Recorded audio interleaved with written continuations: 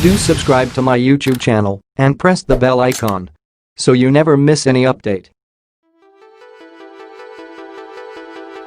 Dr. Hawking's theories and ideas changed the way we look at space and time, but his life was as much about hope and persistence as it was about science. Here we discuss 12 interesting facts about Dr. Hawking that reflect the ups and downs of the amazing life that he led. 12. Despite his groundbreaking discoveries, he was never nominated for a Nobel Prize. Hawking's scientific works include gravitational singularity theorems in collaboration with Roger Penrose in the framework of general relativity and the theoretical prediction that black holes emit radiation, called Hawking radiation by people. But the Nobel Prize always remained elusive to him.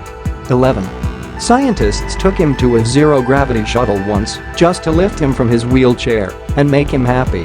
Hawking was able to experience zero gravity and float out of his wheelchair for the first time in 4 decades, thanks to Zero Gravity Corporation, a service involving an airplane ride in which sharp ascent and descent allow passengers to experience weightlessness in flight. 10. He has written books for children as well. Now this comes as a surprise, right? Stephen and his daughter Lucy Hawking collaborated to write George's Secret Key to the Universe, which is based on the life of a little boy who likes technology, but his parents don't. He also wrote the sequel to it, named George's Cosmic Treasure Hunt. 9. His book A Brief History of Time was the bestseller of its time. A Brief History of Time appeared on the British Sunday Times bestseller list for a record-breaking 237 weeks. 8. He made multiple appearances on TV. The animated version of Stephen Hawking appeared on The Simpsons, for which he lent his voice himself. He was also seen on Star Trek: Next Generation, sharing jokes with Einstein and Newton.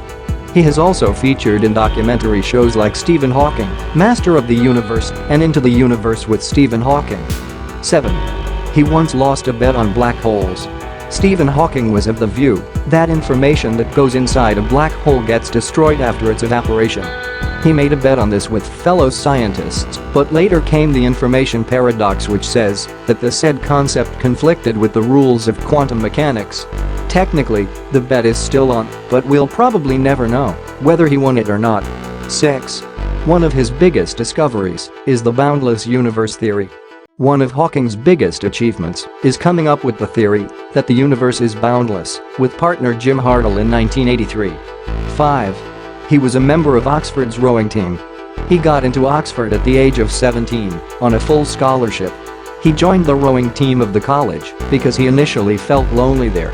He was recruited for the position where the athlete does not row but controls the direction of the boat, quit after he was diagnosed with the rare Lou Gehrig's disease when he was just 21. Number 4.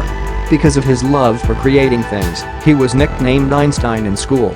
Despite his poor grades, Hawking was nicknamed Einstein by his classmates after he built a computer with his friends as a teenager.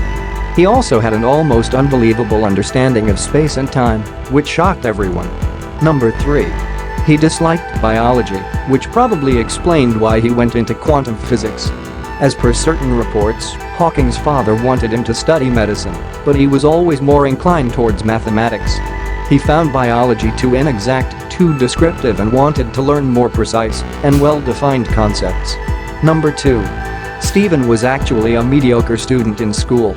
It's tough to believe, but the man who changed our views about the black hole and the universe at large did not get very good marks in school. In fact, he couldn't even properly read until he was 8 years old. Number 1. Stephen Hawking was born on Galileo's death anniversary and passed away on Einstein's birth date. Stephen Hawking was born on January 8, 1942, on the 300th anniversary of Galileo's death. Interestingly, he died on March 14, on the anniversary of Albert Einstein's birth.